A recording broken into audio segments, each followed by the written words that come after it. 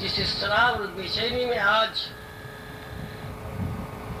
دنیاوی ترقی کے بلند باد دعووں نے اس کو مبتلا کر دیا ہے۔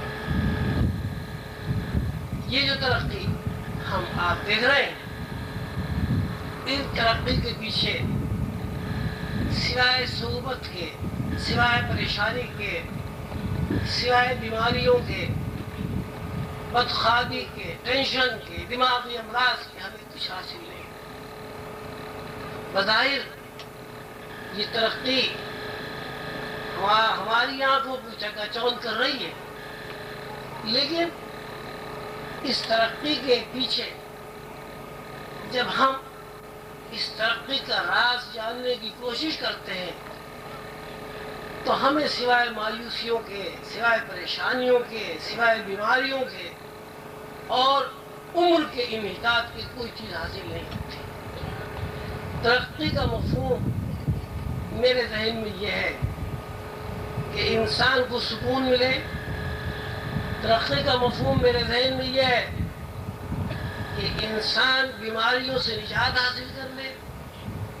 ترقی کا مفہوم میرے ذہن میں یہ ہے کہ انسان کی عمر بڑھ جائے۔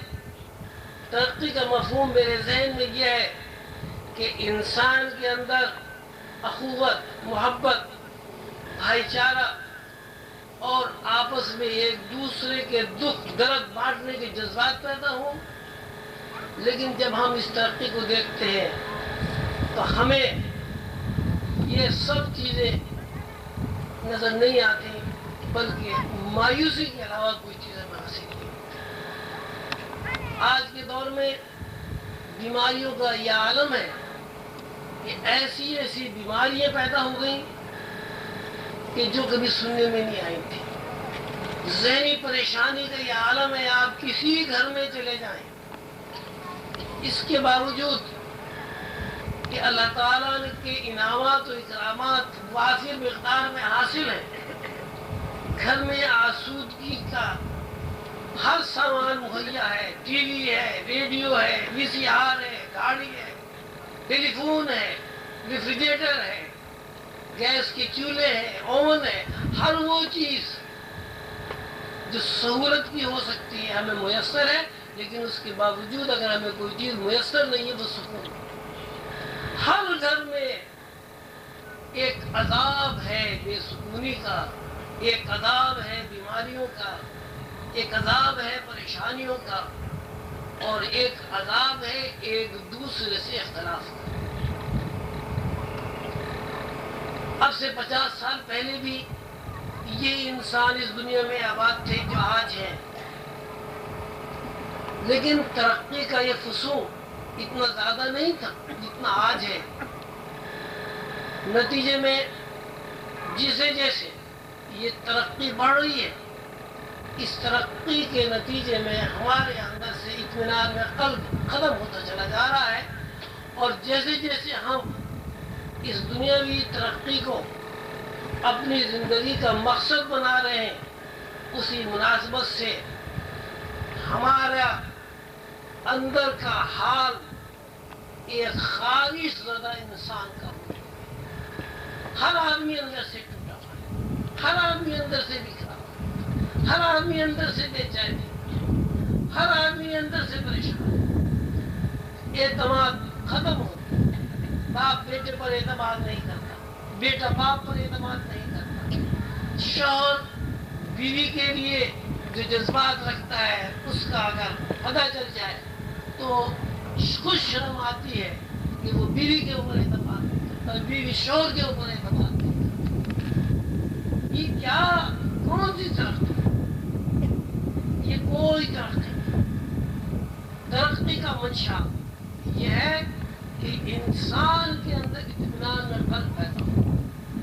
ترقی کا مطلب یہ ہے کہ انسان بیماریوں سے رستگاری حاصل کرے۔ ترقی کا مطلب یہ ہے کہ انسان کے اندر اپنے تحفظ کا احساس ہو۔ ترقی کا مطلب یہ ہے کہ انسان کی عمر میں اضافہ ہو جائے۔ ترقی کا مطلب یہ ہے کہ انسان کی آنکھوں پر بچپن میں اینک نہ لگ جائے۔ ترقی کا مطلب یہ ہے کہ انسان 60 سال 70 سال یا 80 سال تک اگر جیتا ہے تو وہ چلتا پھرتا رہے۔ یہاں صورتحال یہ ہے، چھوٹے چھوٹے بچوں کے بال سفید ہو رہے ہیں، چھوٹے چھوٹے بچوں کے اینکیں لگی ہوئی ہیں، ہر 5-6 گھر میں کوئی نہ کوئی ایسی بیماری ہے کہ جس کی وجہ سے گھر والے بھی پریشان ہیں، ڈاکٹر بھی عاجز ہے، حکیم بھی عاجز ہے۔ بچوں کو دلوں میں سوراخ جو کبھی نہیں سنے، اب ایک عام بات ہو گئی۔ ہارٹ اٹیک، مجھے یاد ہے میں جب چھوٹا سا تھا، 13-14 سال کی عمر، یہ باتیں بچوں کو یاد ہوتی، مجھے بھی یاد ہے۔ دلی میں کلکتے میں کسی صاحب کو ہارٹ اٹیک ہو گیا تو ہندوستان کی اخباروں نے اس سرخی کی لیڈ لگائی کہ کلکتے میں ہارٹ اٹیک ہو گیا۔ ساری ہندوستان پریشان ہو گیا کہ ہارٹ اٹیک، اور یہ اب سے 50 سال پہلے کی بات ہے۔ اور آج صورت یہ ہے کہ آدمی کھڑے کھڑے گرتا ہے مر جاتا ہے، بیٹھے بیٹھے گرتا ہے مر جاتا ہے۔ یہ سنا جاتا تھا کہ بھائی امیروں کو ہارٹ اٹیک کی بیماری ہوتی ہے، اب یہ ہارٹ اٹیک ہر گھر میں گھس گیا، نہ یہ جوان کو چھوڑتا ہے، نہ غریب کو چھوڑتا ہے، نہ بچوں کو چھوڑتا ہے، نہ یہ خواتین کو چھوڑتا ہے۔ یہ آخر کیسی ترقی ہے کہ جس ترقی میں ہر آدمی جل رہا ہے، بھن رہا ہے اور پریشان ہو رہا ہے، اور پھر بھی اس کا نام ترقی۔ یہ ترقی نہیں ہے، یہ دراصل مادیت کا فروغ ہے، مادی وسائل کی بہتات ہے، اور اس مادی وسائل کی بہتات میں جن لوگوں نے یہ مادی وسائل ایجاد کیے ہیں ان کے پیش نظر نو انسانی کی بہبود اور فلاح نہ کبھی تھی، نہ ہے، نہ آئندہ ہوگی۔ ان کی نظر میں ان تمام ترقی کا منبع اور مخزن یہ ہے کہ کس طرح لوگوں سے زیادہ سے زیادہ دولت سمیٹ کی جائے۔ اس ترقی کا مقصد ہی چونکہ مادیت ہے اور مادیت پرستی ہے، اس لیے انسان کو یہ ساری چیزیں پریشان کر رہی ہیں، اور انسان ان چیزوں میں جیسے جیسے الجھتا چلا جا رہا ہے، جیسے جیسے ان مادی وسائل کو اپنے لیے ضروری قرار دے رہا ہے، اسی مناسبت سے یہ پریشان ہے اور بیمار ہے اور اس کی عمر کچھ نہیں۔ اب آپ یہ نہیں سمجھیے کہ مقصد یہ ہے کہ یہ جو مادی وسائل ہماری زندگی کی سہولتوں کے لیے موجود ہے ہم انہیں استعمال نہ کریں، یہ مقصد نہیں ہے۔ مقصد یہ ہے کہ ان چیزوں کو استعمال تو کریں، لیکن ان چیزوں کو زندگی کا مقصد قرار دیں۔ معاملہ گڑبڑ یہاں ہے کہ ہم نے ان چیزوں کو زندگی کا مقصد قرار دیا۔ مثلا ہماری آئیڈینٹی یہ ہو گئی ہے کہ جس گھر میں بہترین قالین ہوگا، جس گھر میں رنگین ٹی وی ہوگا، جس رنگ میں بہترین قسم کا ریفریجریٹر ہوگا، وہ گھر تو قابل احترام ہے، اور جن گھروں میں یہ چیزیں نہیں ہوں گی وہ قابل احترام ہے۔ یہ ظاہر سے غلط بات ہے۔ آپ نے مادی چیزوں کو انسان کی عزت و احترام کے اوپر غالب کر دیا، اس لیے یہ ساری پریشانی ہے۔ انسان کے اندر دو تقاضے ہمیشہ کام کرتے رہے، اور انسان کی جو تخلیق ہے اس کا منشا بھی انہی دو تقاضوں کی آبیاری ہے، اور انہی دو تقاضوں کی تکمیل ہے۔ ایک تقاضا یہ ہے کہ آپ پیدا ہو گئے، آپ کو قدرت نے تخلیق کر دیا، پیدا کر دیا۔ جب قدرت نے آپ کو پیدا کر دیا تو چونکہ قدرت نے آپ سے پوچھے بغیر، آپ کی منشا معلوم کیے بغیر آپ کو پیدا کیا، قدرت نے آپ کے پروٹیکشن کی، آپ کے تحفظ کی ذمہ داری بھی اپنے اوپر لی۔ آپ دیکھیں ہم سب ایسے نہیں، ہم سب پیدا ہو کے جوان بوڑھے ہوئے ہیں۔ ہر آدمی اس بات کو جانتا ہے کہ جب یہاں کوئی بچہ پیدا ہوتا ہے تو پہلے سے اس کی پوری زندگی میں کام آنے والے وسائل موجود ہوتے ہیں۔ ایسا نہیں ہوتا کہ ہم پیدا ہونے کے بعد خود اپنے لیے وسائل جو ہے فراہم کریں۔ زمین پہلے سے موجود ہے، ہوا پہلے سے موجود ہے، غذائی اجناس کی جتنی بھی ضرورت ہے وہ پہلے سے موجود ہے۔ اگر اولاد کی تربیت کے لیے، اولاد کی نشو و نما کے لیے محبت کی ضرورت ہے، وہ بھی ماں باپ کے دل میں پہلے سے موجود ہے۔ اگر تعلیم و تربیت کے لیے کاغذ، قلم، دوات اور اسکول کی ضرورت ہے، وہ بھی پہلے سے موجود ہے۔ سورج بھی موجود ہے، چاند بھی موجود ہے، پانی بھی موجود ہے۔ اور بڑی عجیب بات یہ ہے، لوگوں کا ذہن اس طرف نہیں جاتا کہ جس ذات باری تعالیٰ نے انسان کو پیدا کر دیا ہے، چونکہ اس نے الحمدللہ رب العالمین کہہ کر اس کی کفالت میں ذمہ دے لی ہے، اس لیے ہر چیز اس کو مفت فراہم کر دی۔ اس زمین پر ہم آج بیٹھے ہیں، کیا کوئی آدمی یہ کہہ سکتا ہے کہ اس زمین کے 2-4 روپے اللہ نے کو دیے کسی کو؟ پانی ہم پیتے ہیں، نہ صرف پیتے بلکہ بہاتے ہیں۔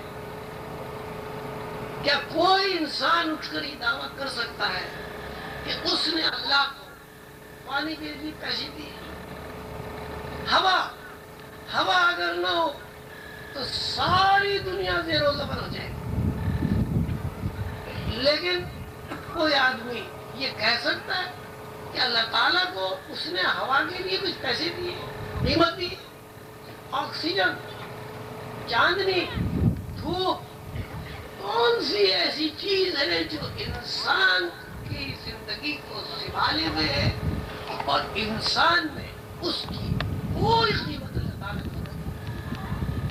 ہر چیز فری وافر ملتی ہے۔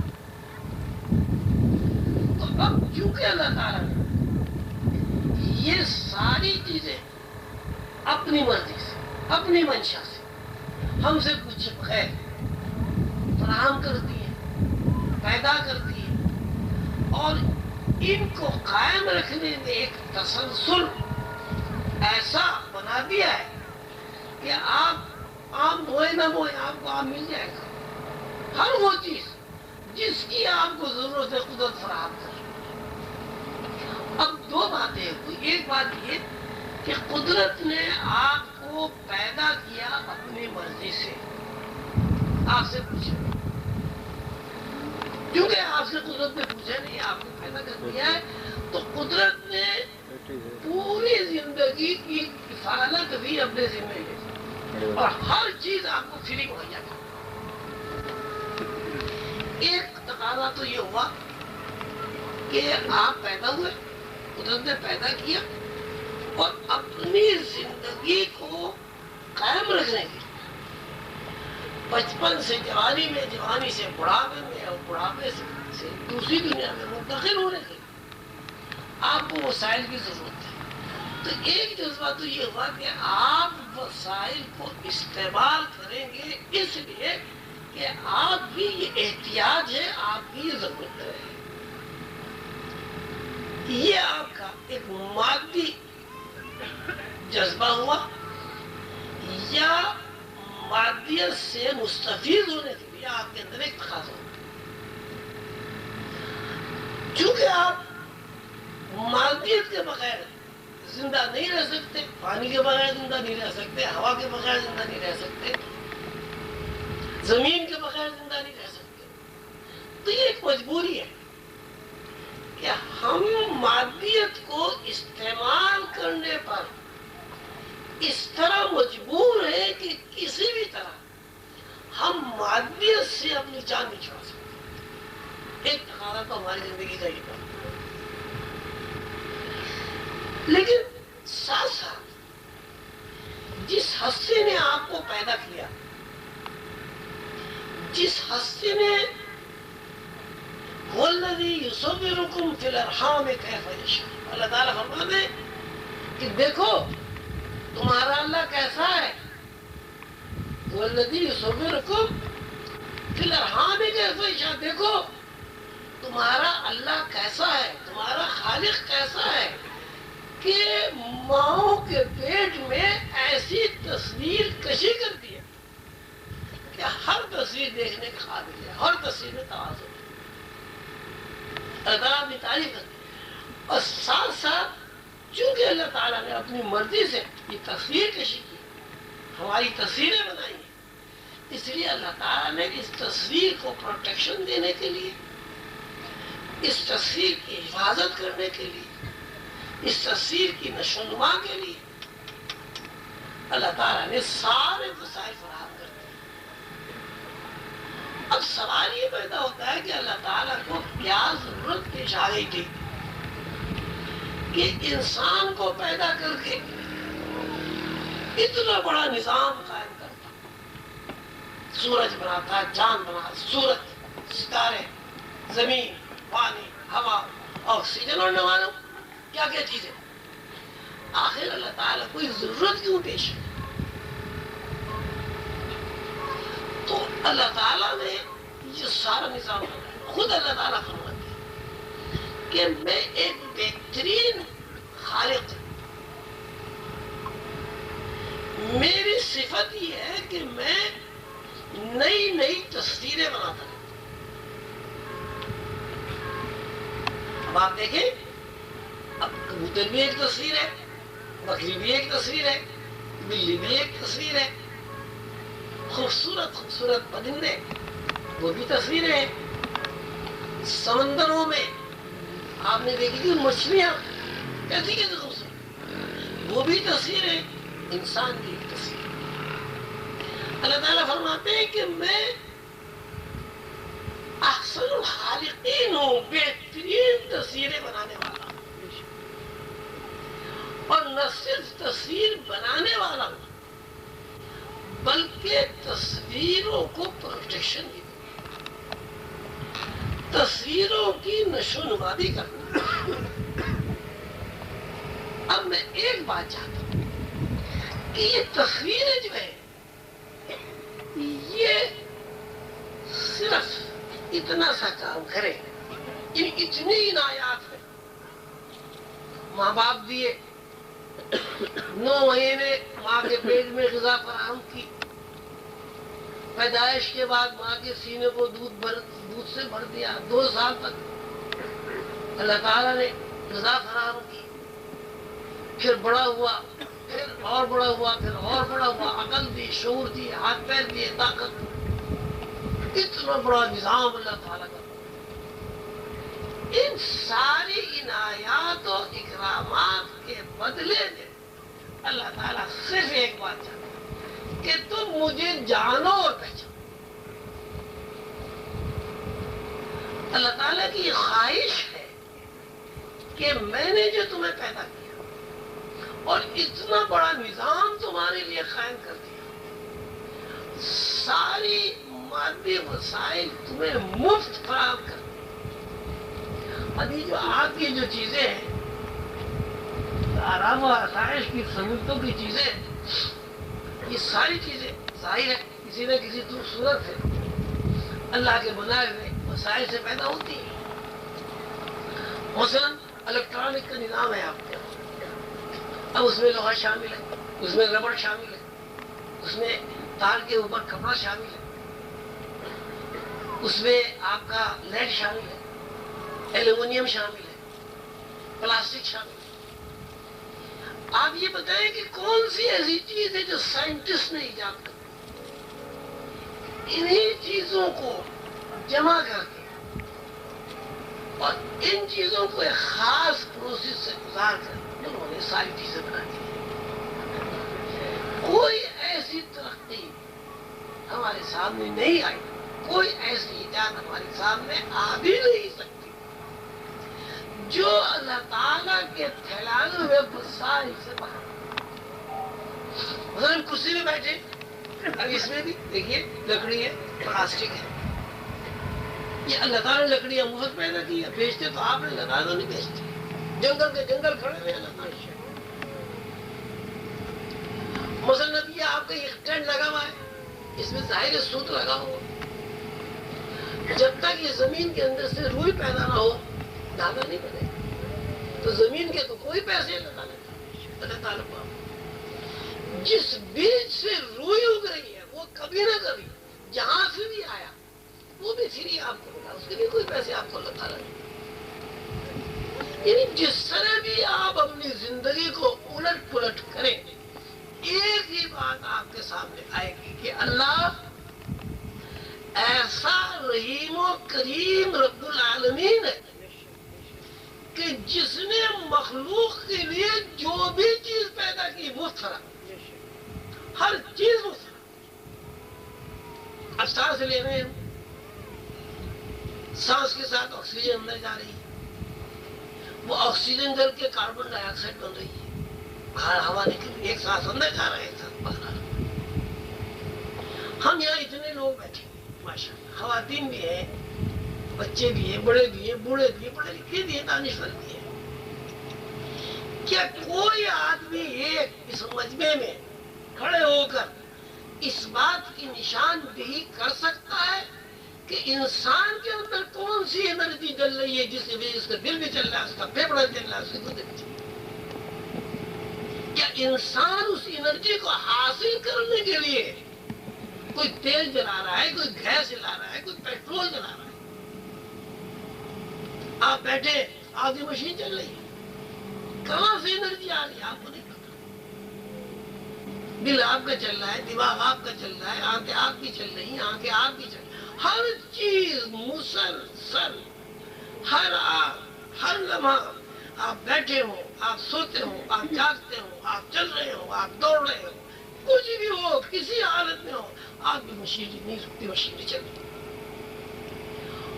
اور جس روز یہ مشین رک جاتی ہے تو اس روز یا اس وقت یا اس لمحہ آپ کی دنیا کی بڑی سے بڑی ایجادات اور بڑی سے بڑی ترقیاں فیل ہو جاتی ہے اور مشین نہیں چلا سکتی. بے شک بے شک.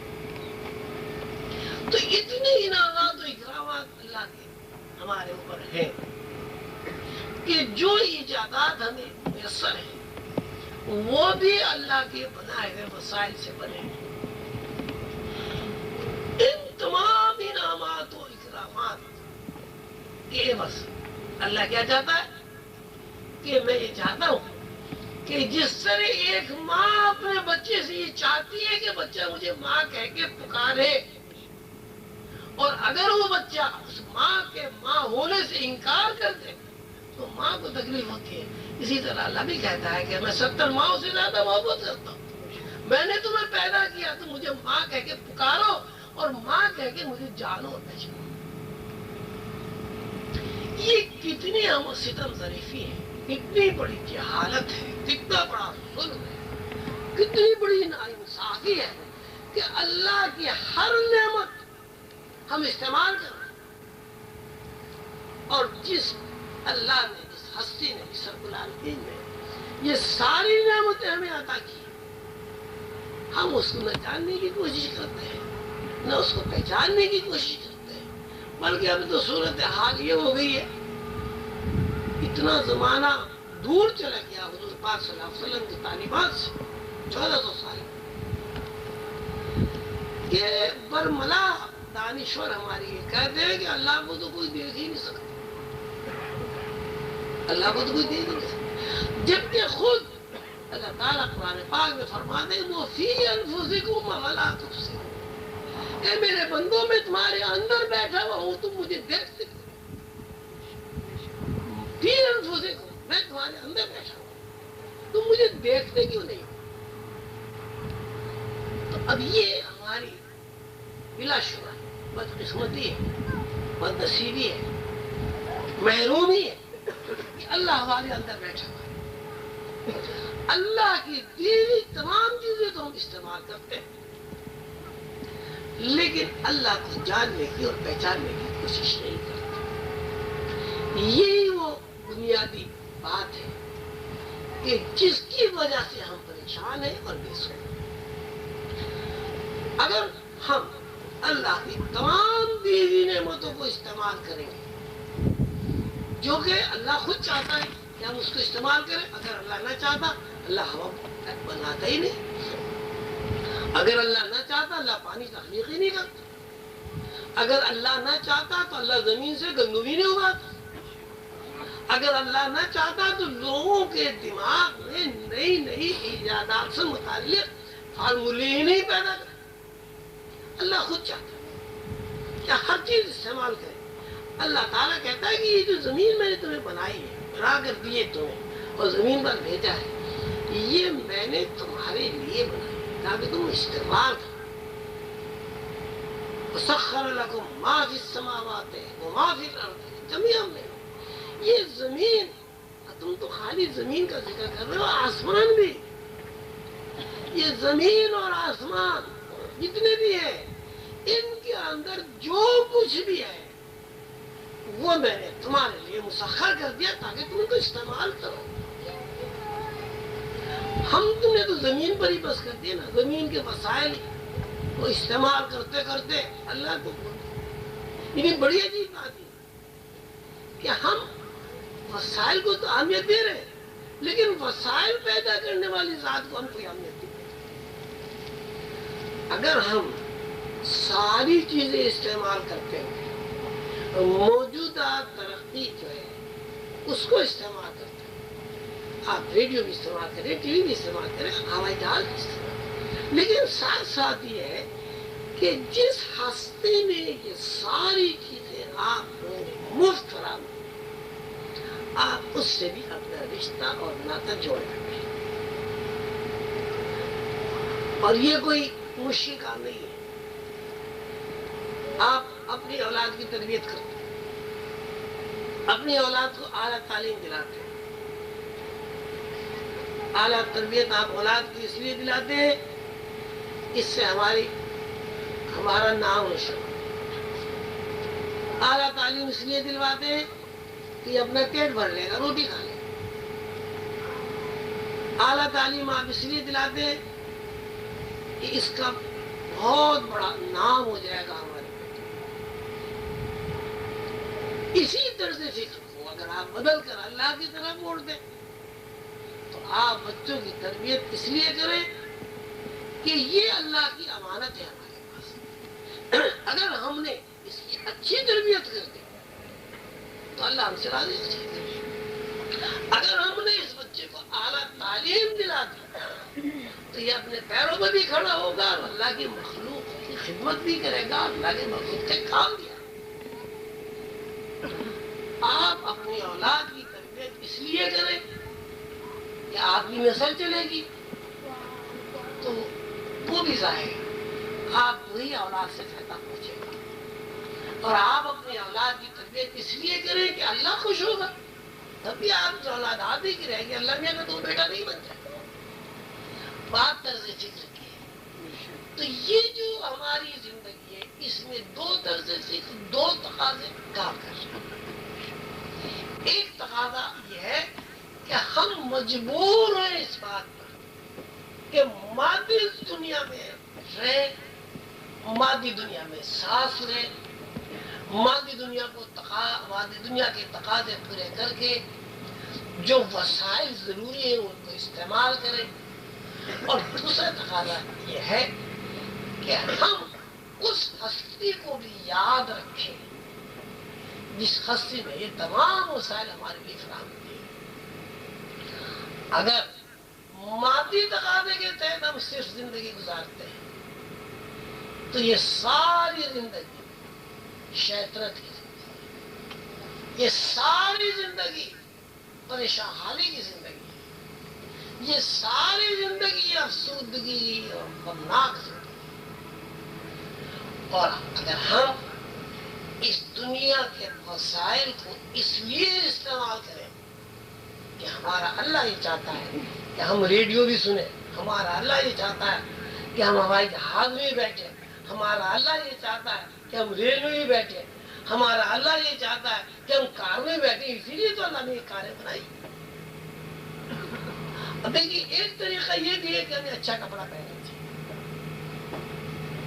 طرز فکر ہے اچھا کپڑا اس لیے پہننا چاہیے کہ ہم جب تک شادیوں میں جائیں تو ہماری تعریف ہو کتنا اچھا کپڑا.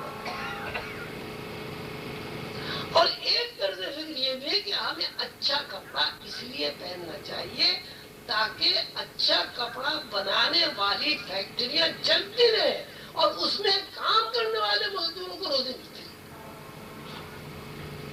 کپڑا آپ نہیں پہنتے، آرام آپ نہیں اٹھائے، اگر چلیے نام بھی ہوا تو نام بھی آپ کے، لیکن طرز فکر بدل گئی کہ آپ اچھا کپڑا اس لیے پہن رہے ہیں کہ آپ اللہ کی مخلوق کو روزی فراہم کرنے کا ذریعہ بن.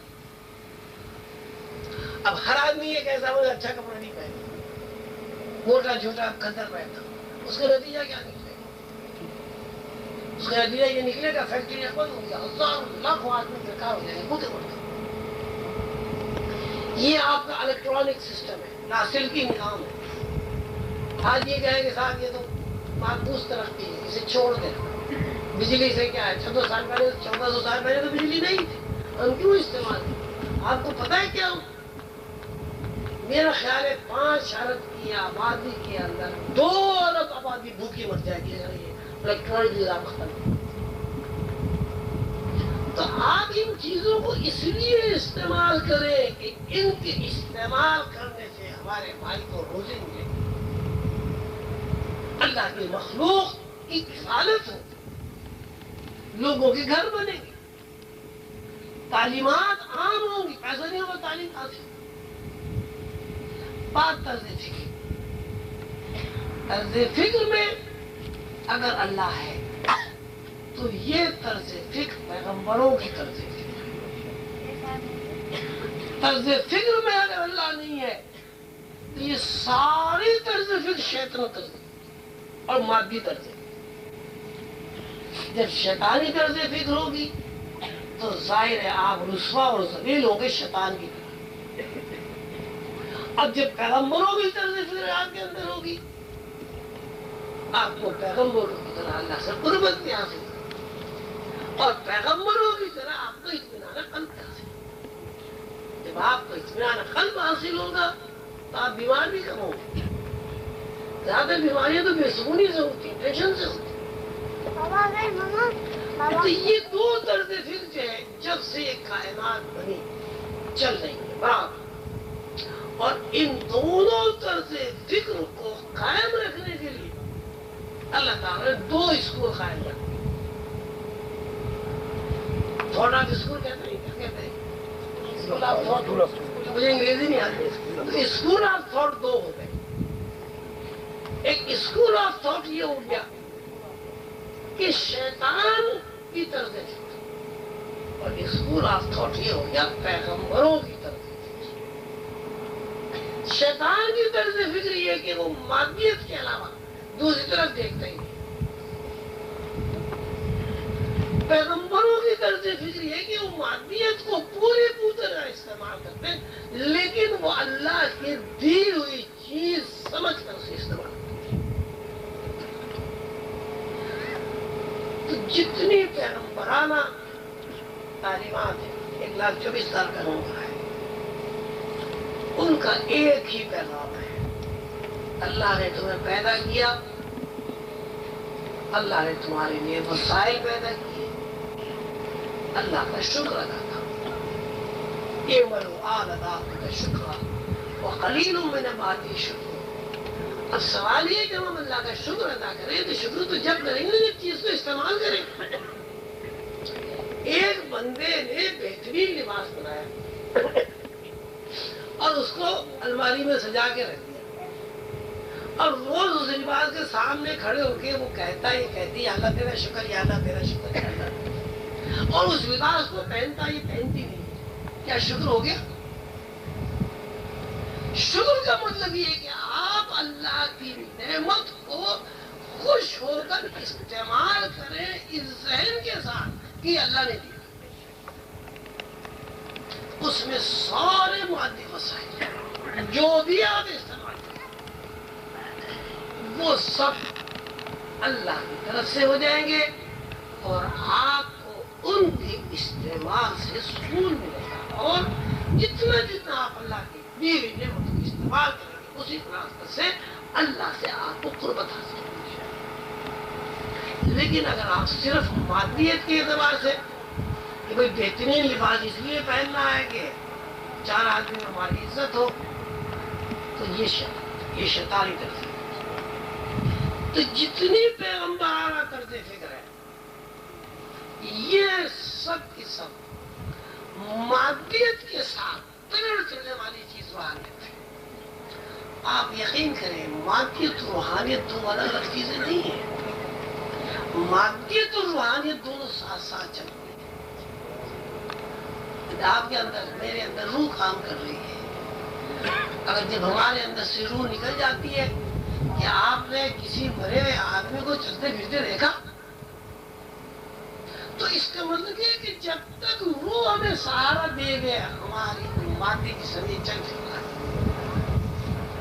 تو اور جب تک یہ جسم چلتا پھرتا رہے گا اس وقت مادیت ہمارے ساتھ دیتی رہے گی. مادیت اور روحانیت دونوں ساتھ ساتھ چلنے والی چیزیں ہیں. نہ آپ مادیت کو روحانیت سے الگ کر سکتے اور نہ روحانیت کو مادیت سے الگ کر سکتے. ہر چیز کا ایک وصف ہوتا ہے. پانی، گرم پانی آپ کر لیں پانی کی خاصیت بدل جائے گی. پانی کو برف ڈال دیں ٹھنڈا کر لیں پانی کی خاصیت بدل جائے گی. تو ایک شے ایک اس کی خاصیت ہے ایک اس کا وصف. شے مادیت ہے خاصیت اور بس اس کی روح ہے. انسان مادیت ہے پورا جسم مادیت، لیکن انسان کے اندر وہ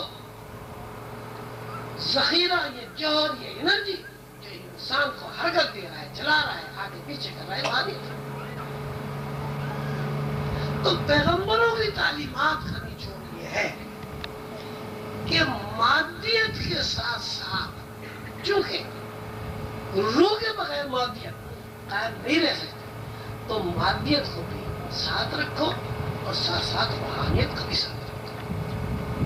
حضور خالد بابا رحمۃ اللہ علیہ ایک دفعہ میں نے پوچھا شکر کے بارے میں، صاحب شکر کیا چیز ہے؟ تو انہوں نے فرمایا کہ زبانی شکر کوئی چیز نہیں. اور انہوں نے قرآن پاک فرمائی وَلَقَدْ آتَيْنَا لُقْمَانَ الْحِكْمَةَ أَنِ اشْكُرْ لِلَّهِ وَمَن يَشْكُرْ فَإِنَّمَا يَشْكُرُ لِنَفْسِهِ وَمَن كَفَرَ فَإِنَّ رَبِّي لَغَنِيٌّ حَمِيدٌ. اللہ تعالیٰ فرماتے ہیں کہ ہم نے لقمان کو حکمت دی تاکہ وہ شکر کرے.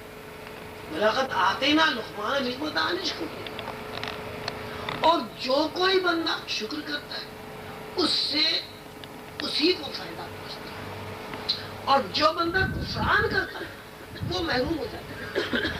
حضور نے بار فرمایا کہ لقمان کو اللہ تعالیٰ نے حکمت دی.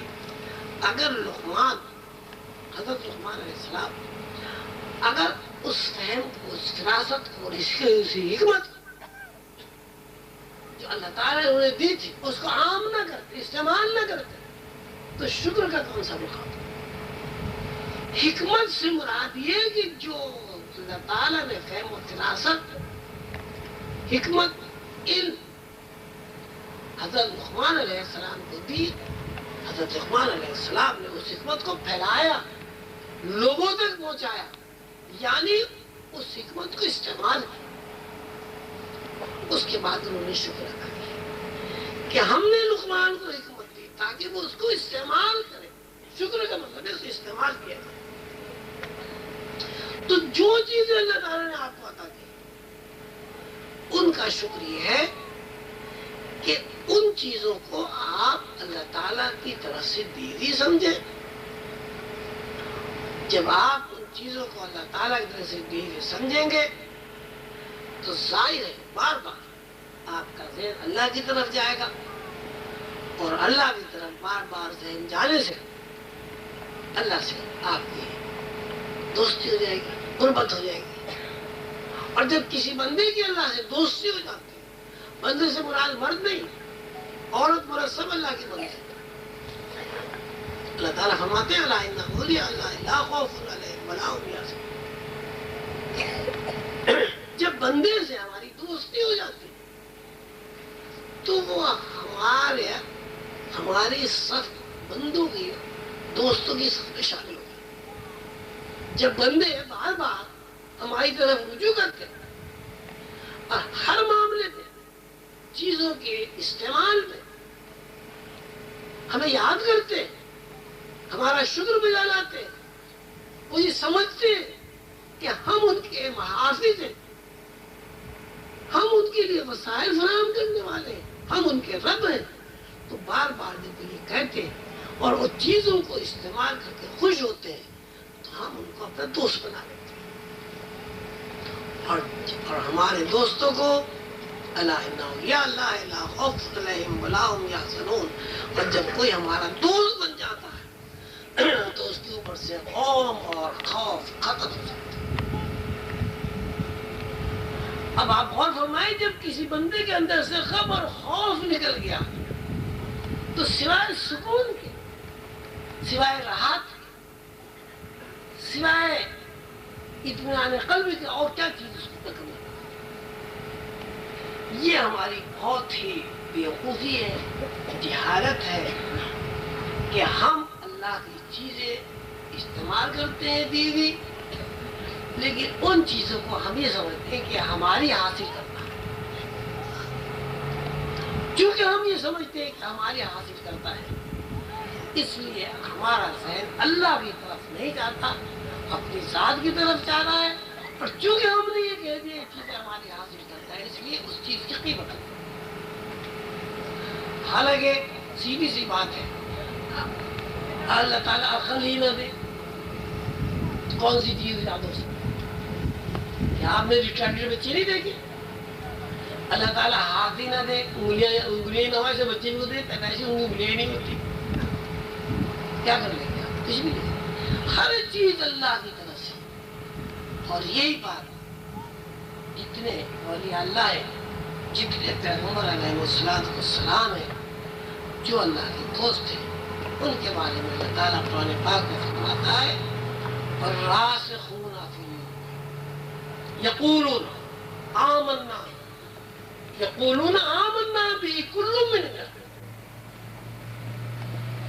جو لوگ ایسے ہیں جن کو پیغمبرانہ علوم منتقل ہو گئے، جن کو پیغمبرانہ طرز فکر منتقل ہو گئی ہے، وہ یہ کہتے ہیں کہ یہ بات ہماری آنکھوں کے سامنے ہے، ہمارے مشاہدے میں، کل من عند ربنا، ہر چیز کی جانب۔ جب آدمی کا یہ مشاہدہ ہو جائے کہ ہر چیز اللہ کی طرف سے، حالانکہ مشاہدے کے بغیر بھی یہ نظر آتا ہے کہ بھائی بچے نہ پیدا ہوں کسی کے، نہیں ہوتے۔ بہت سارے میرے پاس کیسز آتے ہیں کہ اس میں جناب ڈاکٹر کہتے ہیں کوئی نہ میاں میں نقص ہے نہ بیوی میں نقص ہے، بچے نہیں۔ بہت سارے ایسے کیسز ہوتے ہیں بچے ہوتے مر جاتے ہیں، پیدا ہوتے مر جاتے ہیں، حکیم بھی بے بس ہے، ڈاکٹر بھی بے بس ہے، کوئی علاج ہی نہیں ہوتا۔ آپ نے بھی سنا ہوگا۔ تو یہ بچے جو اللہ تعالیٰ ہمیں دے رہا ہے، صحت، یہ بھی اللہ کی طرف سے، اللہ کی رحمت ہے، اللہ کی مہربانی ہے۔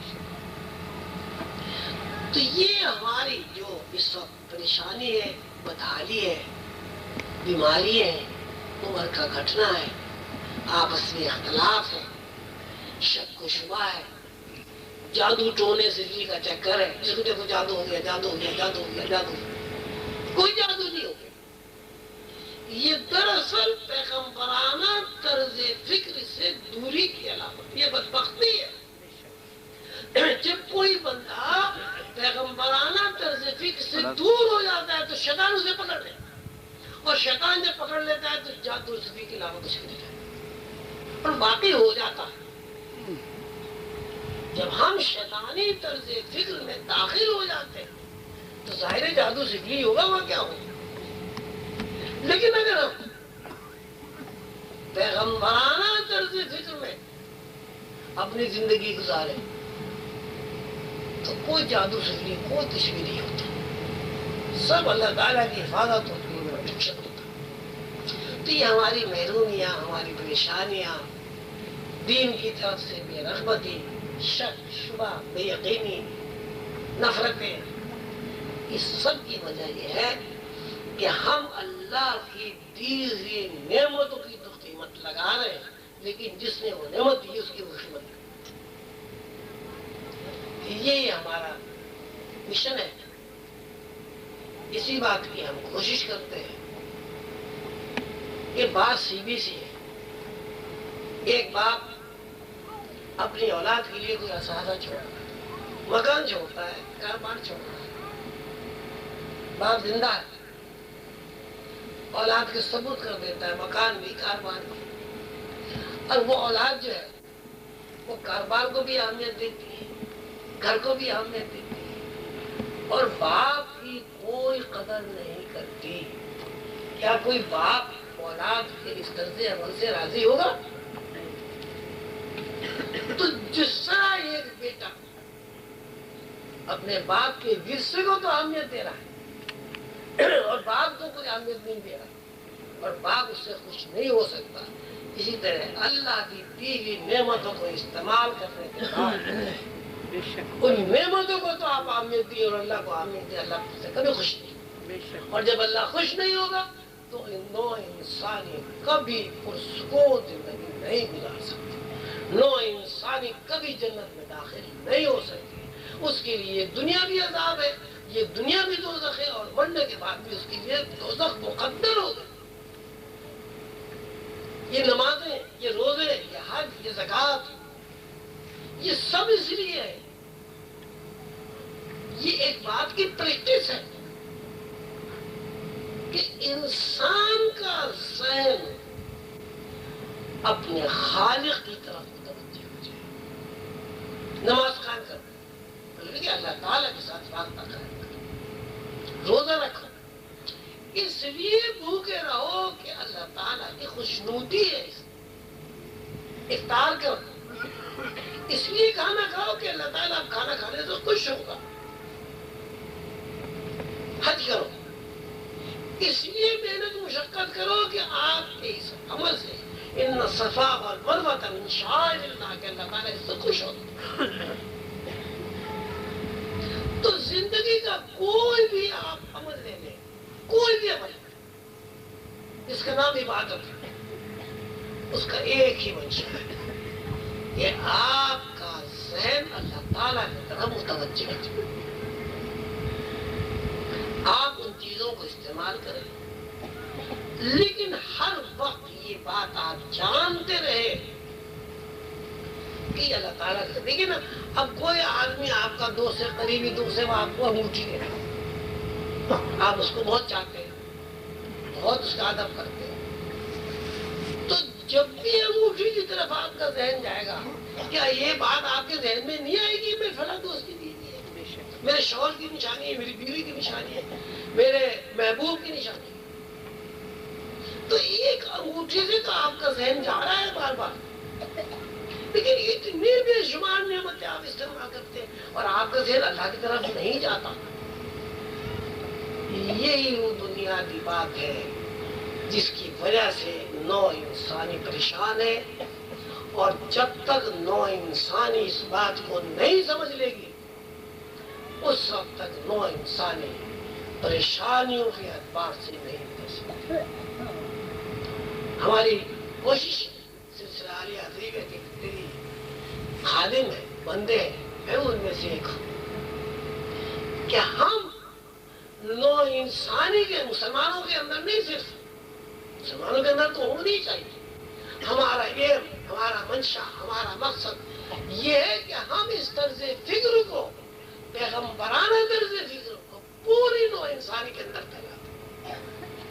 اور میں تو یہاں تک سوچتا ہوں کہ بہرحال زندگی میں تو نہیں، مرنے کے بعد تو انسان دوسرے عالمین میں جا سکتا ہے، جیسی دنیا آپ کی ہے ایسی خربوں دنیا اللہ تعالیٰ کی ہے، ایسی خربوں دنیاؤں میں سورج بھی نکلتے ہیں، ایسی خربوں دنیاؤں میں چاند بھی نکلتا ہے، ایسی خربوں دنیاؤں میں زمینیں بھی ہیں جہاں لوگ رہتے ہیں، ان کے بچے بھی ہوتے ہیں، ان کی شادیاں بھی ہوتی ہیں۔ تو میرا تو کبھی کبھی یہ دل چاہتا ہے کہ بہرحال مرنا برحق ہے، وہ تو پیغمبر نہیں رہے، میرا تو یہ دل چاہتا ہے مرنے کے بعد میں دوسرے عالمین میں بھی سلسلہ دین قائم کرتا، وہاں بھی آ کے گئے ہوئے محروم انسان جو ہے، جو پیغمبرانہ طرز فکر سے ہٹ کر یہاں مر گئے اور وہاں پریشان ہے، ان کے اندر بھی کوشش کروں کہ بندو، اللہ کی مخلوق،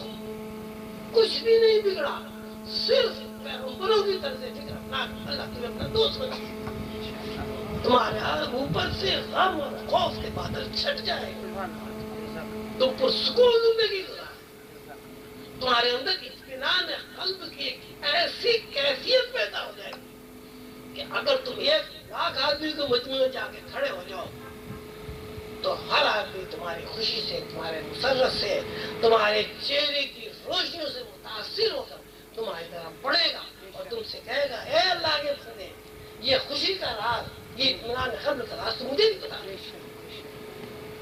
کام مشکل نہیں ہے، ہم آپ سے یہ نہیں کہتے کہ آپ گھر بار چھوڑ دیں، جھوپڑی میں پڑ جائیں، ہم آپ سے یہ بھی نہیں کہتے کہ ریڈیو ٹی وی اٹھا کے باہر پھینک، ہم نے کبھی آپ سے یہ بھی نہیں کہا کہ آپ کار نہ رکھیں، ہم تو کہتے ہیں اللہ تعالیٰ اگر آپ کو توفیق دے آپ جہاز خریدیں، ہیلی کاپٹر خریدیں۔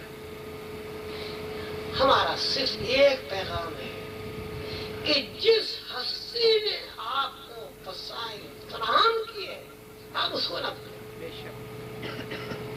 جب بھی کوئی چیز استعمال کریں اپنے ذہن میں یہ بات دہرا لیں، یہ چیز اللہ کی نہیں ہے، اب اس میں کوئی جھوٹ بھی نہیں ہے، بے اللہ کی بیوی ہے۔ تو جب انسان کے اندر یہ طرز فکر منتقل ہو جاتی ہے، بیدار ہو جاتی ہے، متحرک ہو جاتی ہے، تو کائنات کی ہر چیز اس کے سامنے ہاتھ باندھ کر کرتی ہے، سورج، چاند، ستارے، آسمان، فرشتے اس کی نظروں کو دیکھتے ہیں کہ اس کی نظریں کیا کہہ رہی ہیں، اس کی ارادوں میں کیا بات ہے، چونکہ وہ اللہ کا دوست ہوتا ہے اس لیے ساری کائنات اس کے ارادے کی تعمیل میں اس کی خدمت گزار بنتا ہے۔ میں آپ کو ایک واقعہ سناؤں، حضور خلندر بابا اولیاء رحمۃ اللہ علیہ رتن تالاب پر روزانہ شام کو تشریف لاتے تھے، میں ان کو گھر چھوڑنے جایا کرتا تھا، یہ میرا روز کا معمول تھا۔ پہلے انہیں دفتر سے لے کے آتا تھا، رتن تالاب میں مجلس ہوتی تھی، اس کے بعد پھر میں انہیں گھر چھوڑنے جاتا، وہاں جبلی سینما میں ایک پیچھے سڑک پہ چھوٹی سی پان کی دکان تھی، تو وہاں سے وہ پان کھایا کرتے، ان کا معمول تھا پان بہت کھاتے، پان کھاتے، تو میں ان کے ساتھ ساتھ پان لیا، تو وہاں ایک تصویر، بڑی تصویر جیسے پوسٹر سائز کی تصویر ہوتی ہے، وہ لگ رہی تھی بڑے خوبصورت تصویر، پتہ نہیں کیا ہوا، وہ پان لیتے لیتے حضور نے اس تصویر کو دیکھنا شروع کر دیا اور اس کی ٹکٹکی باندھ کے انہیں نظر جم گئی۔ میں نے دیکھا کہ اس کاغذ کے اندر سے تصویر اتری، ایسے جیسے کوئی بادلوں میں سے کوئی چیز اتر، تصویر اتری اور ان کے سامنے کھڑی ہو گئی، وہ چل پڑے، تو ایسے حضور خلندر بابا یہاں تصویر پیچھے میں، اور وہ گھبرا گئے اس بات سے یہ ہوا کیا، تو اب پتہ نہیں کیا بات ہوئی، لیکن سنی میں نے کوئی بات نہیں کی، لیکن میرے ذہن میں یہ بات آتی رہی، یہ دونوں آپس میں باتیں کر رہے، تقریباً کوئی 2-3 فردان پر کوئی چلے اور اس کے بعد ہوتا ہے بس ٹھیک ہے تم جاؤ، وہ تصویر وہاں سے غائب ہو گئی۔ میں بڑا حیران پریشان کہ کاغذ کی تصویر مجسم ہو گئی، حضور کے ساتھ ساتھ چلنے لگی، اور جب انہوں نے کہا تم جاؤ تو وہ تصویر غائب ہو گئی۔ اس وقت تو میرے اوپر ایک عجیب قسم کی دہشت سی تاری تھی. میں کچھ بولا نہیں، گھر چھوڑ کے میں اپنے گھر چلا گیا. لیکن میں عجیب میرے اوپر ایک کیفیت، خوف، کبھی خوشی، کبھی عجیب، میں کبھی یقین، کبھی بے یقینی. یہ کیسے ممکن ہے؟ یہ کیا ہوا؟ اگلے دن میں نے ان سے پوچھا کہ یہ تصویر کیا کرتے ہیں؟ تو انہوں نے فرمایا دیکھو بات یہ ہے کہ ہم یہ سمجھ رہے ہیں نا یہ ہمارا جسم جو ہے، یہ گوشت پوش کا جسم جو ہے، یہ اس لیے چل رہا ہے کہ گوشت پوش کا جسم، لیکن اگر اس کے اندر سے روح نکال دو تو کچھ بھی نہیں ہے. تو بالکل یہ ایک تصویر ہی ہے، نہ چل سکتی نہ پھر سکتی. تو انہوں نے کہا یہ بتاؤ کہ کوئی چیز اگر اس کے اندر روح نہ ہو وہ قائم رہ سکتی؟ مثلا درخت ہے، آپ اس کے اندر سے روح نکال دیں درخت نہیں رہے گا، سوکھ جائے گا. تو اگر کوئی تصویر بھی ہے اور اس کا پرنٹ کاغذ پر ہے تو اس کا مطلب بھی یہ ہے کہ وہ تصویر کو بھی روح نے قائم کیا ہوا ہے. اب اتفاق ہے کہ میری جو روح ہے، میری روح کی نظر تصویر کی روح سے جیسے ہی ملی، تصویر مشکل ہو کر کاغذ سے نیچے آ گئی. تو میں کہا حضور وہ تصویر کیا بات کر رہی تھی، کیا کہہ رہی تھی؟ کہنے لگے وہ شکایت کر رہی تھی اس کی پان والے، یہ اچھا آدمی نہیں، اس کے یہاں سے خرید فروخت بھی کیا کرتا، یہ جو کتھا ہے نا اس میں ملاوٹ کرتا ہے، خراب ہے. اس کے پاس سے انہوں نے اس کی یہاں سے پان نہیں خریدا. اب آپ دیکھیے بات کیا ہے، بات صرف اتنی ہے کہ قلندر بابا اولیاء رحمۃ اللہ علیہ کی طرز فکر انبیاء کی طرز فکر میں تبدیل ہو گئی تھی، اور انبیاء کی طرز فکر جو ہے ظاہر اللہ کی طرز، اور اللہ کی طرز فکر یہ ہے انما امرہ اذا اراد شیئا ان یقول له کن فیکون. اللہ یہ ہے کہ جب اس کا ارادہ، دیکھیے اور طلب بات ہے، اللہ یہ ہے جب اس کا ارادہ، انما امرہ اذا اراد، ارادہ اور امر، اس کا امر یہ ہے کہ جب وہ ارادہ کرتا، اللہ نہیں ارادہ کرتا. انما امرہ، یہ بڑی قانون کی بات میرے اس وقت میں آپ کے سامنے بیان کر رہا ہوں، ذرا بہت غور سے سنیے. انما امرہ اذا اراد شیئا ان یقول له کن فیکون. اللہ وہ ہے جب اس کا امر ارادہ کرتا ہے تو کہتا ہے ہو جا اور ہو جا، یعنی امر ارادہ کرتا ہے اور ارادہ کہتا ہے کہ ہو جا. اللہ نہیں کہتا. اللہ تعالیٰ نے اپنے آپ کو احسن الخالقین فرمایا، مطلب یہ کہ تخلیق کرنے والے اور بھی ہیں. اللہ تعالیٰ فرماتے ہیں اے پیغمبر صلی اللہ علیہ وسلم یسألونک عن الروح، یہ لوگ آپ کے روح کے بارے میں آپ سے سوال کرتے ہیں. یہ پوچھتے ہیں روح کیا ہے؟ اے پیغمبر صلی اللہ علیہ وسلم آپ فرما دیجئے قل الروح، آپ فرما دیجئے روح من امر ربی، کہ روح میرے رب کے امر میں سے ہے.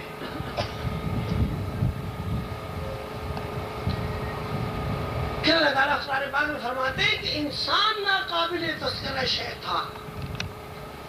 یہ پیغمبروں کی طرز فکر بیان ہے، انسان ناقابل تذکرہ شے تھا، ہم نے اس کے اندر اپنی روح ڈالی. وَنَفَخْتُ فِيهِ مِن رُوحِي، کہ ہم نے اس ناقابل تذکرہ شے تھا، ہم نے اس کے اندر. ناقابل تذکرہ شے کا مطلب یہ ہے نہ وہ بولتا تھا، نہ وہ سنتا تھا، نہ وہ دیکھتا تھا، نہ وہ حق چلتا. انسان ناقابل تذکرہ شے تھا، ہم نے اس کے اندر اپنی روح ڈال دی. جب ہم نے روح ڈال دی وہ بولنے بھی لگا، سننے بھی لگا، دیکھنے بھی لگا. پھر اب خواجہ شمس الدین دینی ہو وہی صاحب ہوں، ناقابل تذکرہ شے قانون کے مطابق۔ جب اللہ تعالیٰ کی روح آ گئی تو خواجہ صاحب ہو، شیخ صاحب ہو، سید صاحب ہو، پٹھان صاحب ہو، اسے لکھ دیا۔ جب تک روح نہیں آئی اس وقت تک نہ کوئی حرکت ہے اور نہ کوئی زیر بحث اس کی جو کیا کہتے ہیں کارکردگی ہو زیر بحث۔ تو قلندر بابا اولیاء کیا ہوئے؟ قلندر بابا اولیاء بھی روح ہے، قلندر بابا اولیاء بھی کسی ایک مقام پر ناقابل تذکرہ شے تھے۔ جب ان کے اندر اللہ کی روح آ گئی وہ بھی بولتے سنتے ہو گئے۔ روح کیا ہے؟ روح امر رب ہے، اور امر رب یہ ہے کہ جب وہ کسی چیز کا ارادہ کرتا ہے تو کن کہتا ہے وہ ہو جاتا ہے۔ قلندر بابا اولیاء رحمۃ اللہ علیہ چونکہ پیغمبرانہ علوم سے واقف تھے، ان کے اندر جو روح تھی اس روح کے اندر جیسے ہی حرکت پیدا ہوئی اللہ کا امر حرکت میں آ گیا، اور جب اللہ کے امر نے ارادہ کیا کہ تصویر نیچے اتر کے آ جائے تو کاغذ میں سے تصویر نیچے اتر جائے۔ مشکل ہے، سمجھ میں نہیں آیا ہوگا، لیکن پھر سمجھ میں آ جائے گی۔ انسان ناقابل تذکرہ شے ہے، اس کے اندر روح ہے، اس لیے یہ حرکت کر رہا ہے۔ روح کیا ہے؟ امر رب، اور امر رب یہ ہے کہ جب وہ کس چیز کا ارادہ کرتا ہے تو ہو جاتا ہے۔ تو اب اس کا مقصد یہ ہے کہ ہر انسان روح ہے،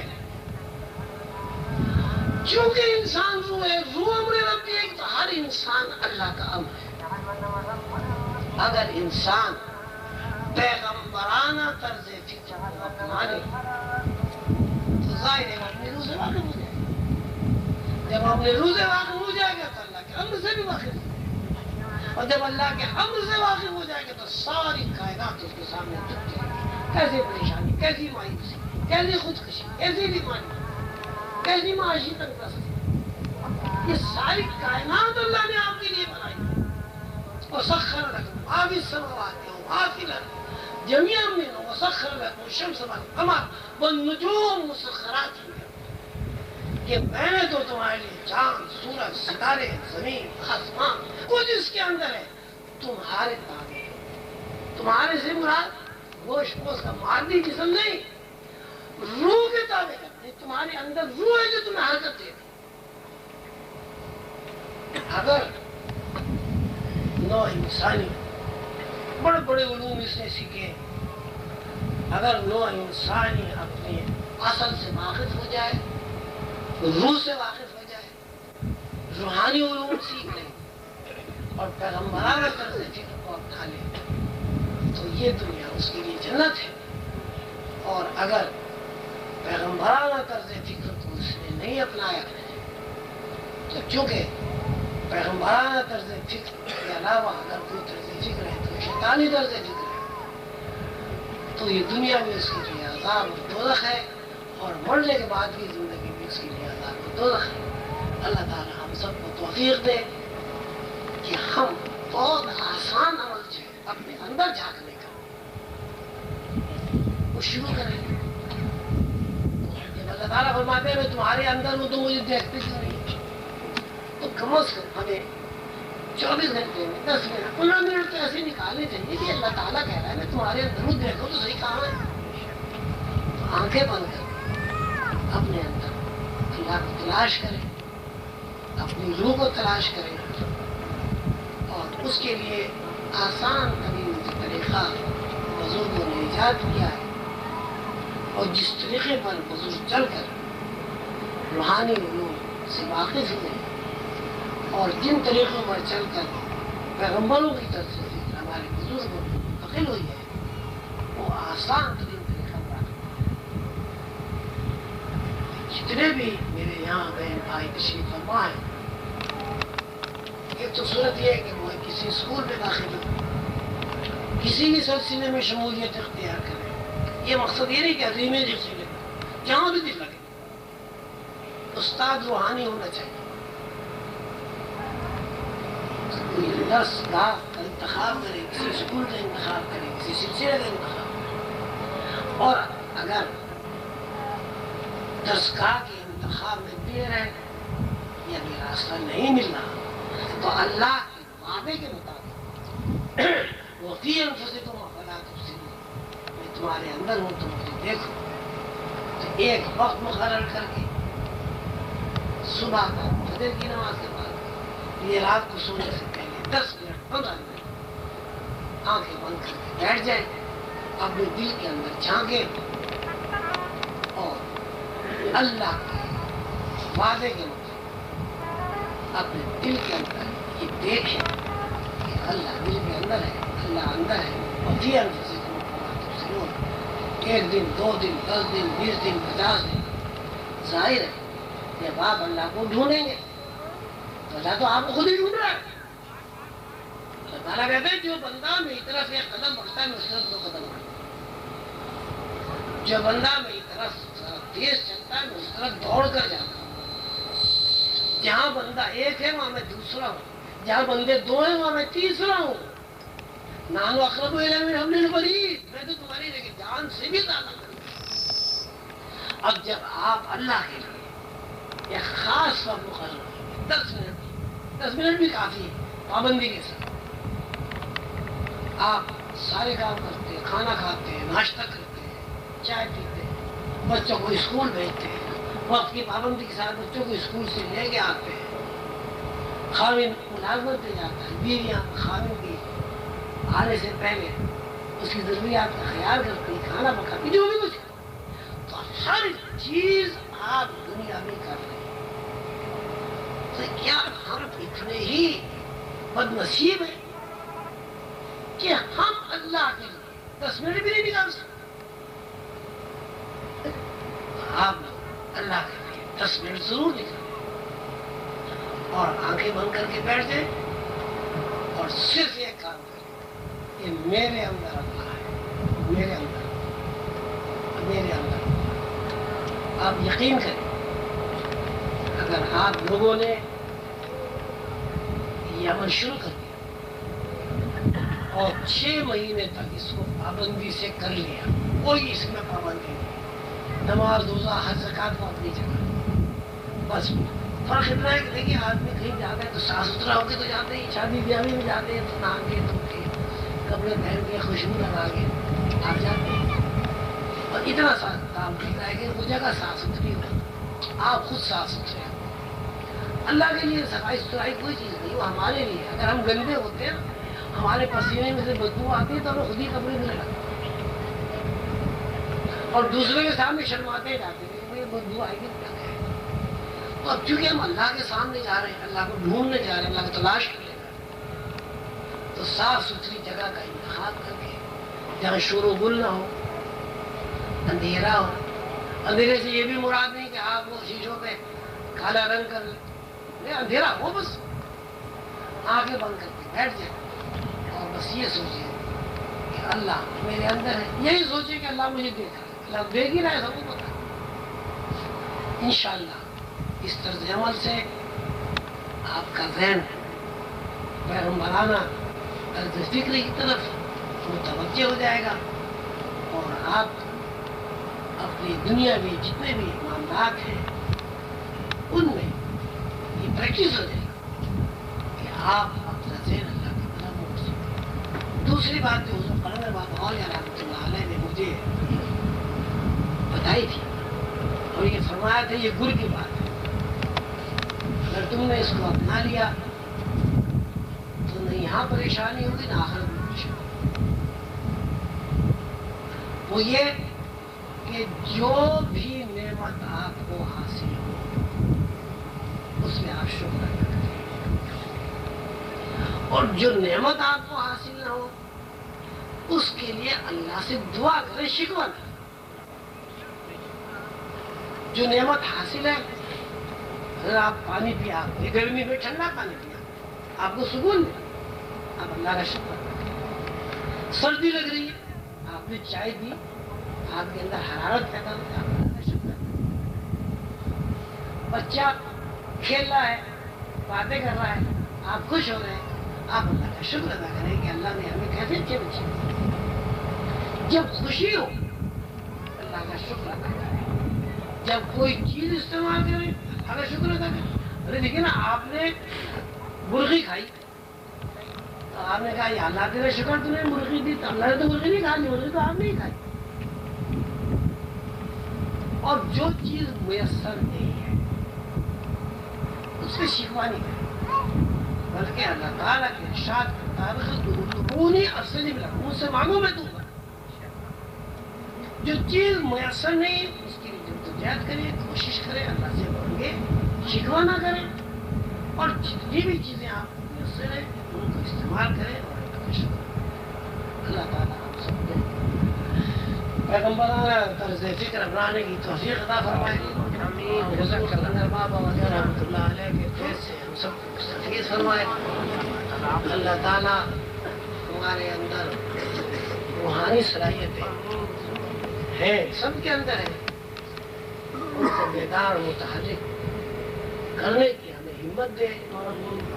اللہ تعالیٰ ہمیں دنیا کے ساتھ ساتھ پیغمبروں کی جو زندگی ہے اسے بھی اپنانے کی ہمت دے، اور اللہ تعالیٰ ہمیں ہماری روحانی صلاحیتوں سے بہرہ کر کے ہمیں ایک روحانی آدمی بنا دے، اس لیے کہ روحانی آدمی کے بغیر کوئی آدمی اللہ کا دوست نہیں ہوتا۔ تو دعا کریں اللہ تعالیٰ ہم سب کو اپنا دوست بنائے، اللہ تعالیٰ ہم سب کو اپنے دوستوں کی صفوں میں ہماری یہاں کی زندگی بھی شامل کر لے، اور آخرت کی زندگی میں اللہ تعالیٰ ہمیں اپنے دوست کے ساتھ اٹھائے۔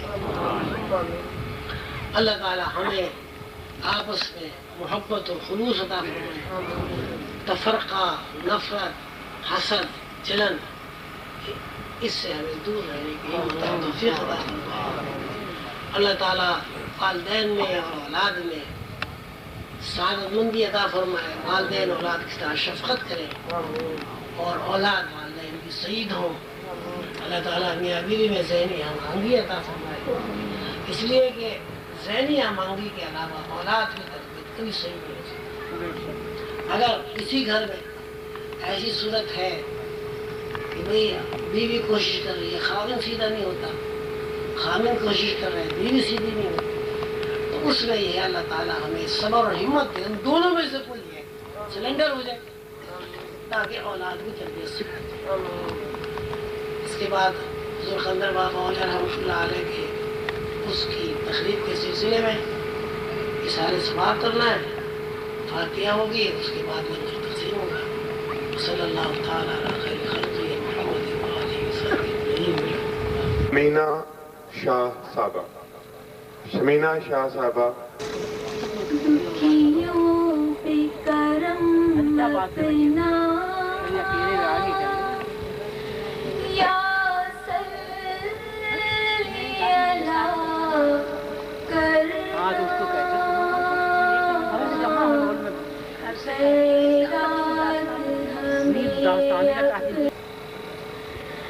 کب تک میرے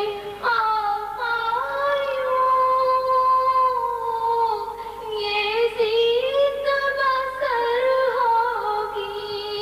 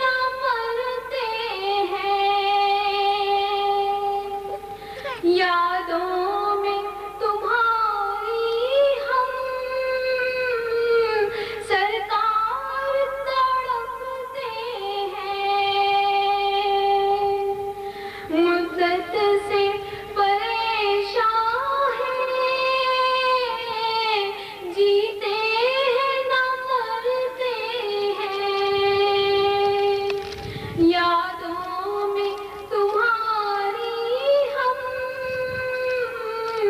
سرکار تڑپتے ہیں، امت سے ہوئی سرزار، سب معاف خطا کرنا، امت سے ہوئی سرزار، سب معاف خطا کرنا، دکھیوں پہ کرم اپنا، یا صلی اللہ کرنا، خیرات ہمیں اپنی جلووں کی عطا کرنا۔ تنی نور کی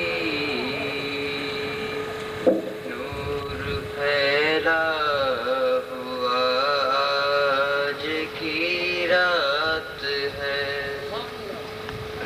چاندنی میں ہے ڈوبے ہوئے دو جہاں،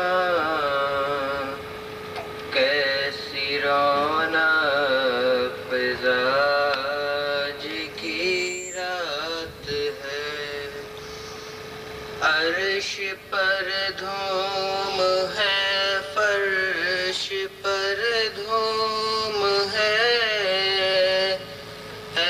وہ بدبخت جو آج محروم ہے، خود محمد ہے تشریف لائے ہوئے، خود محمد ہے تشریف لائے ہوئے، کیسی رونق فضا آج کی رات ہے، نور محفل پہ چادر تنی نور کی، نور پھیلا ہوا آج کی رات ہے،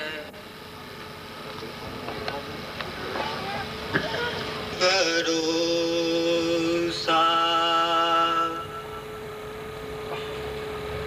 تو ہی سارا، تو ہی بھروسہ، تو ہی سہارا، پروردگارا میرے پروردگارا،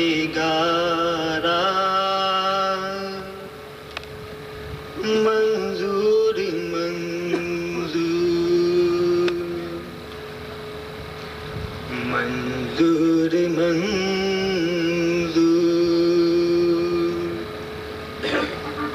اے اہل دنیا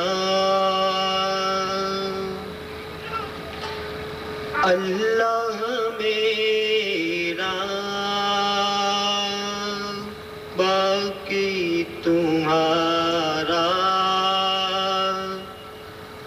تو ہی بھروسہ،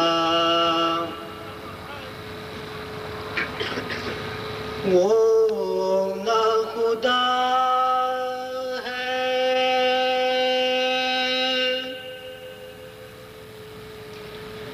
اے اہل دنیا، وہ نہ خدا ہے، اے اہل دنیا، دل بھی تمہارا، میں بھی تمہارا، تو ہی بھروسہ तू ही भरोसा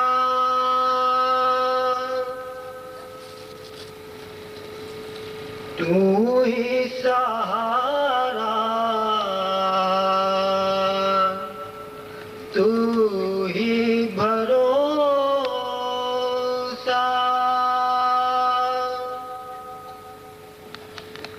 तू ही सहारा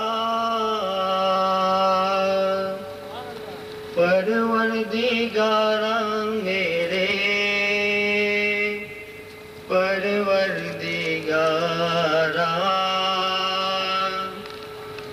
मंजूर मंजूर मंजूर मंजूर अहले दुनिया अल्लाह मेरा बाकी तुम्हारा तू ही भरोसा वो ना खुदा है अहले कश्ती वो ना खुदा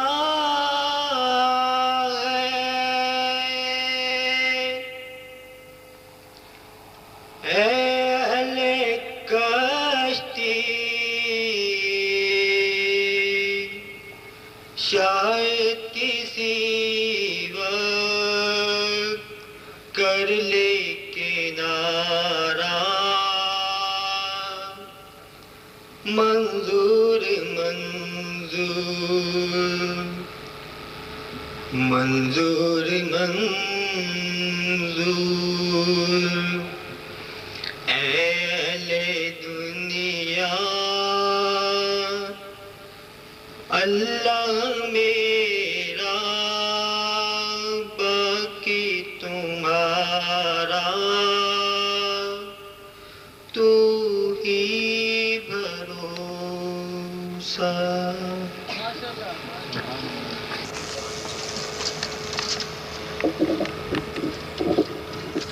और मराबहाल हैदराबाद और सिलसिले आलिया अज़मिया की बहनों और भाइयों और मौज़िज़ हाज़रीन को खुशामदीद कहता हूँ। हम इराकी मराबहाल हैदराबाद, कराची और दूसरे शहरों से आने वाले ख्वातीन और हज़रात को खुशामदीद कहते हैं। ये तक़रीब इस दौर की अजीम रूहानी हस्ती अब्दाल हक हसन उखरा सैयद मोहम्मद अजीम बरकिया अल-मारूफ कलंदर बाबा औलिया इमाम सिलसिला अज़ीमिया के 13वीं उर्स मुबारक के मौके पर मुनक़िद की गई है। इस महफिल को पुररौनक बनाने के लिए हम ख़ानदादा सिलसिला अज़ीमिया रूहानी स्कॉलर जनाब ख्वाजा शमसुद्दीन अज़ीमी साहब के नहायत ही तहे दिल से ममनून है कि आपने गुनगू मसरूफियात के बावजूद हमारी सरपरस्ती फरमाई और सदारत कबूल की। अल्लाह ताला आप का साया हमारे सरों पर सलामत रखे, आमीन सुम्मा आमीन। मुर्शिद करीम की इजाज़त से ये नाचीज़ चंद गुज़ारिशात आपकी खिदमत में पेश करना चाहता है। इस वक्त हम जहाँ मौजूद हैं और उर्स मुबारक की तक़रीब मुनक़िद की गई है, ये खित्ता राज़ी ख्वाजा शमसुद्दीन अज़ीमी साहब की इनायत ख़ास से 1989 में ली गई। हैदराबाद में मराबहाल के लिए इस जगह का इंतखाब किसी हिकमत से खाली नहीं।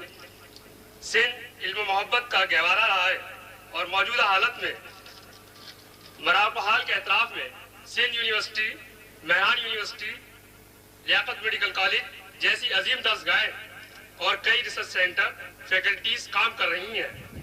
ऐसे में मुझ नाचीज़ की मुर्शिद करीम से मौदबाना गुजारिश है कि आप दुआ फरमाइए ताकि इस सरजमीन पर जहाँ हज़रत शहबाज कलंदर रहमतुल्लाह अलैह, शाह अब्दुल लतीफ़ बटाई रहमतुल्लाह अलैह और दीगर बुजुर्ग औलिया कराम के मस्कन है, रूहानी उलूम के मतलाशियों को आप जैसी ہستی کی رہنمائی کی ضرورت ہے. اس پراپر حال کی جگہ جو تقریباً 3.5 ایکڑ وسیع خطہ اراضی پر مشتمل ہے، یہاں ایک روحانی یونیورسٹی قائم ہو اور نوجوان نسل روحانیت میں PhD ڈاکٹریٹ کر سکے.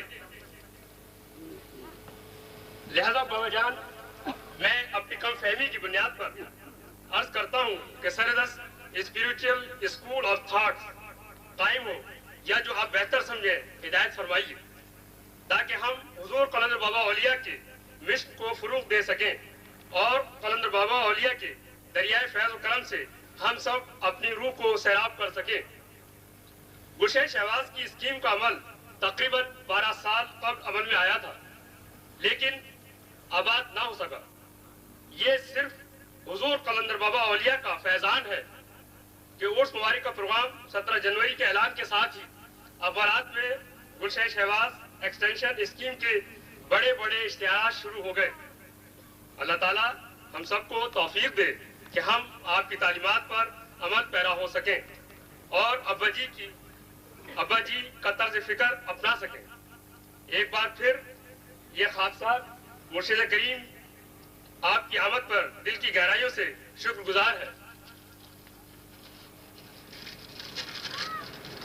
جن حضرات و خواتین نے اس تقریب کو سجانے، بنانے اور رونق بخشنے کے لیے ہمارے ساتھ دامے درہمے کوشش کی ہے اور ہمیں اپنی قیمتی مشوروں سے نوازا ہے، اس کے لیے ہم سب اور جناب محمد اکبر عظیمی صاحب سلسلے کے تمام بہنیں اور بھائیوں کے شکر گزار ہیں.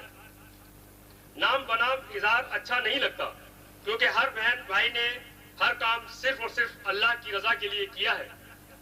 لیکن محترم و مکرم جناب محمد اکبر عظیمی صاحب نے حضور ابا جی کی خدمت میں سب تفصیلات پیش کر دی ہیں. حضور ابا جی نے بہت خوشی کا اظہار کیا اور ہم سب کے لیے دعا کی. انشاءاللہ ہمارے حق میں ابا جی کی دعائیں قبول ہوں گی، یہ ہمارا یقین ہے. آج حضور مرشد کریم کی موجودگی میں ہم سب عہد کرتے ہیں کہ حضور قلندر بابا اولیاء کی تعلیمات کی روشنی میں سیدنا حضور علیہ السلام کے روحانی مشن کو پھیلانے میں کوئی کسر اٹھا نہیں رکھیں گے. سلسلے کے اغراض و مقاصد اور قواعد و ضوابط کے مطابق آپس میں بہن بھائیوں کی طرح شیر و شکر ہو کر رہیں گے اور پیار محبت کا ایک مثالی کردار ادا کریں گے انشاءاللہ العزیز. سلسلہ عظیمیہ کا بنیادی مقصد بھی یہی ہے کہ اللہ کے ارشاد کے مطابق اللہ کی رسی کو مضبوطی کے ساتھ متحد ہو کر پکڑ لو اور آپس میں تفرقہ نہ ڈالو. نفرتوں سے بلا شبہ سلسلہ عظیمیہ خدمت خلق کا مشن ہے اور ہر قسم کی نفرتوں سے دور ہو کر آدم ذات کو روحانی پلیٹ فارم پر جمع کرنے کا ایک مؤثر ذریعہ ہے. اللہ تعالیٰ ہم سب کا حامی و ناصر ہو اور ہمیں ہمارے مرشد کریم حضرت خواجہ شمس الدین عظیمی صاحب کی طرز فکر کو اپنانے کی توفیق دے. آمین والسلام. معزز خواتین اور